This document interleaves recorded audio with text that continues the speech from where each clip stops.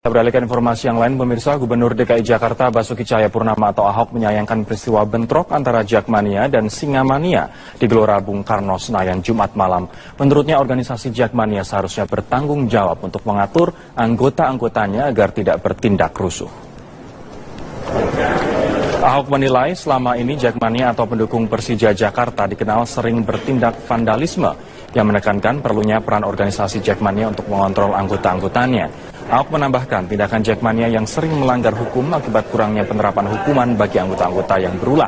Meski demikian, Ahok mengaku tidak bisa menerapkan sanksi bagi organisasi Jakmania karena belum ada dasar hukum yang jelas tentang organisasi yang berdiri sejak tahun 1997 tersebut.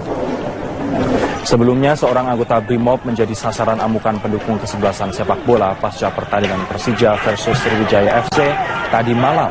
Satu anggota BRIMOB meninggal dunia akibat dikeroyok atas nama Brigadir Hanawiyah. Sedangkan 5 anggota polisi lainnya mengalami luka serius dan dibawa ke rumah sakit. Tidak hanya itu, kendaraan di sekitar stadion pun ikut menjadi sasaran amukan massa. Kerusuhan terjadi lantaran Jakmania tidak terima tim kesayangannya kalah 1-0 dari Sriwijaya FC. Pertandingan pun langsung dihentikan. 14 Jakmania yang diduga menjadi provokator langsung diamankan di Polres Jakarta Pusat.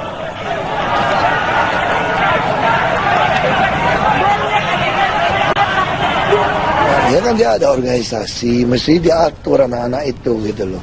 Kita juga akan cek, misalnya dari kepolisian kasih data, ini anak siapa, sekolah di mana, ya kan. Ya kita mesti cek nih sekolah di mana, baru gurunya yang kasih tahu. Sebetulnya kayak gitu mesti dihukum, kalau terlalu lama mesti dihukum. Kita makin ngelunjak karena nggak pernah dihukum. Harusnya organisasi kayak gitu dia mesti dididik dong. Kalau kamu cinta pada Jakmania, jangan rusuh kan. 4 personil polisi yang menjadi korban pengeroyokan supporter sepak bola masih menjalani perawatan di Rumah Sakit Polri Kramat Jati, Jakarta Timur. Keempatnya dirawat secara terpisah, bahkan satu korban mengalami luka cukup serius dirawat di ruang ICU. 4 personel polisi yang menjadi korban yakni Brigadir Hanafi, Brigadir Supriyadi, Brigadir Wawan Chandra, dan Aibtu Muhtadi menjalani perawatan di Rumah Sakit Polri Kramat Jati. Dari keempat polisi yang menjadi korban, Brigadir Hanafi dan Brigadir Wawan dapat perawatan atau penanganan paling serius lantaran menderita luka parah di bagian kepala. Terkait kerusuhan di Gelora Bung Karno, pihak kepolisian telah mengamankan ratusan supporter Persija yang diduga terlibat dalam peristiwa tersebut. Polisi masih menelusuri pelaku yang melakukan pengeroyokan terhadap anggotanya yang bertugas. Sementara terkait adanya informasi anggota polisi yang meninggal, pihak Polda Metro Jaya memastikan yang meninggal bukanlah anggota polisi, melainkan penjaga warung yang meninggal akibat epilepsi saat kambuh saat kerusuhan terjadi.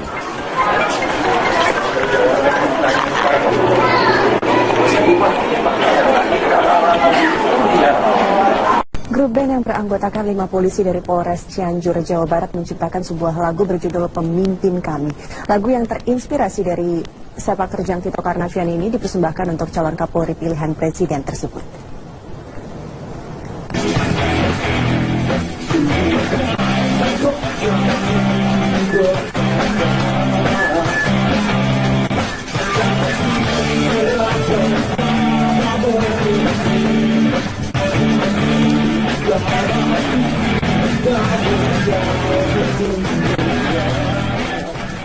Dengan menggelar pentas musik di bundaran Jalan Kiai Abdullah Nur, Cianjur, Jawa Barat, 5 anggota Polres Cianjur ini melantunkan sebuah lagu hasil ciptaan grup mereka. Aksi grup band bernama Kami 5 ini sontak mencuri perhatian warga. Lagu beraliran rock ciptaan anggota Polres Cianjur ini berjudul Pemimpin Kami terinspirasi dari sepak terjang Komjen Tito Karnavian. Inspirasi kita dari pimpinan kami ya, terutama Pak Tito Karnavian yang sekarang akan dilantik menjadi Pak Kapolri. Kebetulan sosok Pak Tito itu sosok yang sangat bijaksana, sangat gagah ya menurut kami. Menurut rakyat, seluruh masyarakat, seluruh manusia, karena beliau dapat menampilkan sosok anggota Polri, ya, pimpinan Polri yang wah kalau menurut saya gitu. Grup band polisi yang berasal dari Satlantas dan Intel Polres Cianjur ini berharap Tito membawa kepolisian menjadi lebih baik lagi, terlebih dalam penyelesaian masalah narkoba dan terorisme di tanah air. Dari Cianjur, Jawa Barat, Nur Ahmad, Metro TV. Gubernur DKI Jakarta Basuki Cahayapurnama meresmikan pembangunan proyek Light Rail Transit atau LRT di gelanggang olahraga Velodrome, Rawamangun, Jakarta Timur.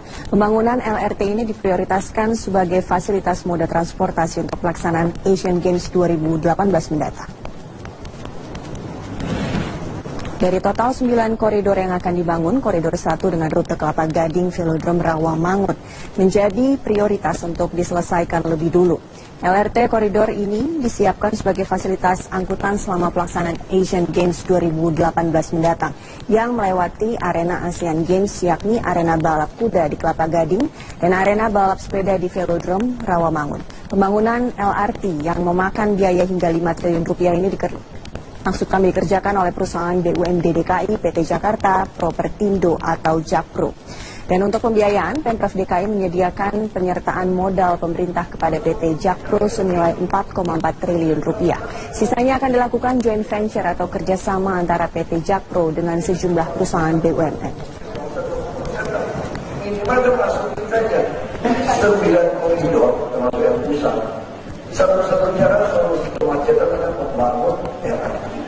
Dan itu kita juga membangun banyak apartemen supaya orang-orang Jakarta yang tidak mampu beli rumah di Jakarta, beli rumah di pinggiran, tapi hari biasa dia kerja di Jakarta. Komjen Pol Tito Karnavian melaporkan salah satu aset berupa rumah dalam laporan harta kekayaan pejabat negara pada tahun 2014 lalu.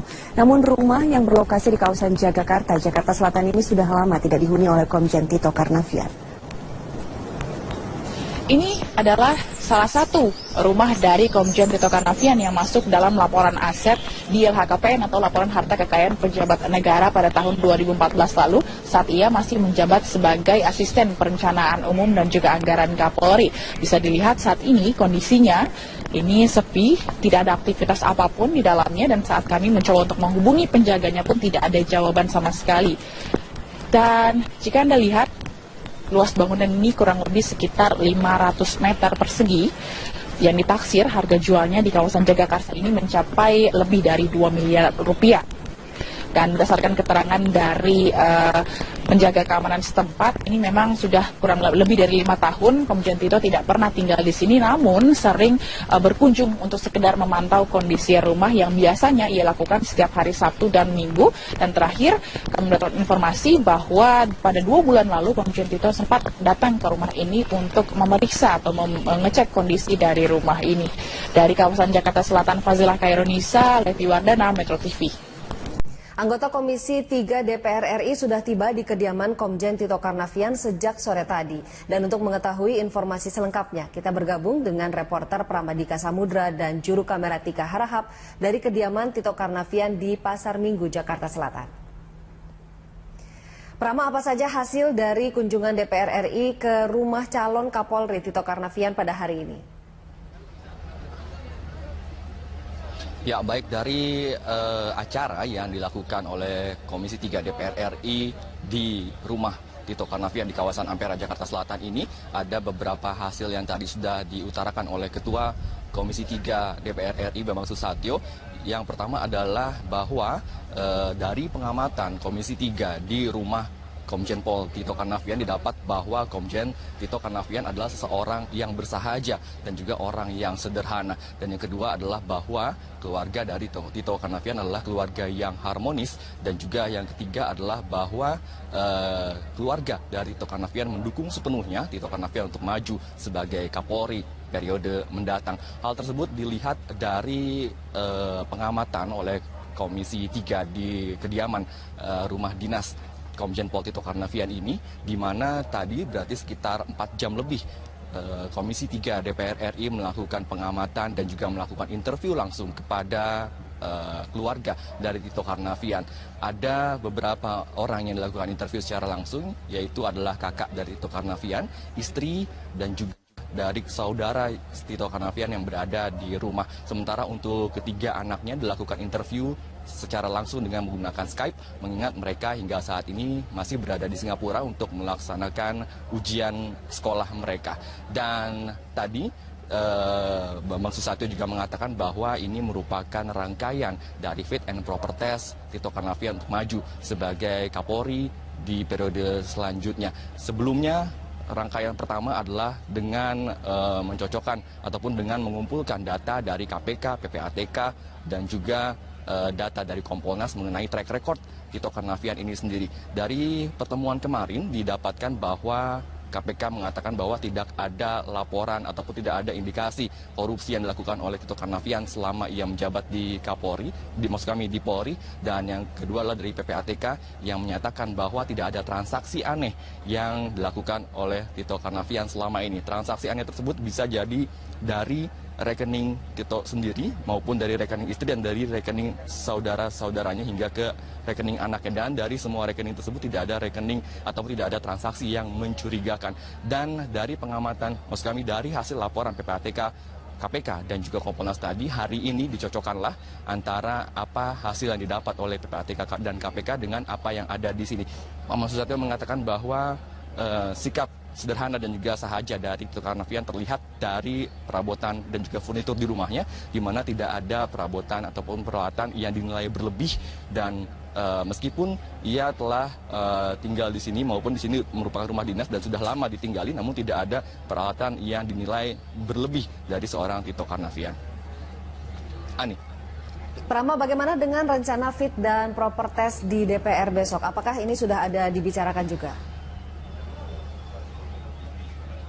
Iya, tadi sempat dibicarakan, Ani, memang rangkaian selanjutnya dari fit and proper test adalah uji kelayakan dan kepatutan yang akan dilakukan esok hari di DPR, di mana besok akan menjadi penentuan apakah Tito Karnavian dapat persetujuan oleh DPR untuk menjabat sebagai Kapolri periode selanjutnya. Adapun isu yang menjadi fokus antara lain adalah terorisme dan juga reformasi internal Polri, di mana nantinya dari ke-32 anggota DPR Komisi 3 akan mengajukan pertanyaan seputar isu-isu tersebut kepada Tito Karnavian, dan Tito harus menjawabnya secara singkat, padat, lugas, dan juga terinci, di mana nantinya uji kelayakan dan kepatutan ini ditargetkan akan disampaikan pada sidang paripurna hari Selasa pekan depan, dan barulah akan ditentukan apakah Komjen Pol Tito Karnavian akan menjadi Kapolri selanjutnya periode mendatang. Dan jika Komjen Pol Tito Karnavian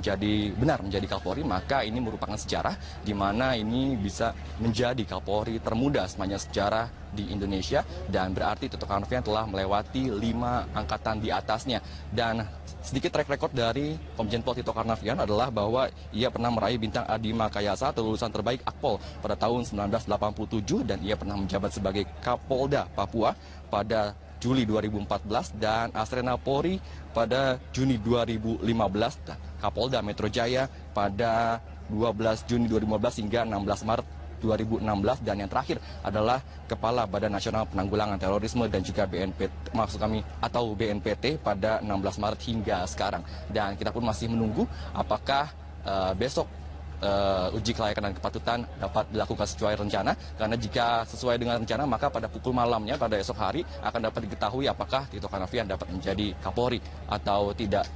Untuk sementara demikian yang dapat kami sampaikan, kita kembali ke studio. Baik, terima kasih Prama atas laporan Anda. Selamat kembali bertugas. Pemirsa, demikian reporter Pramadika Samudra melaporkan langsung dari kediaman rumah Tito Karnavian.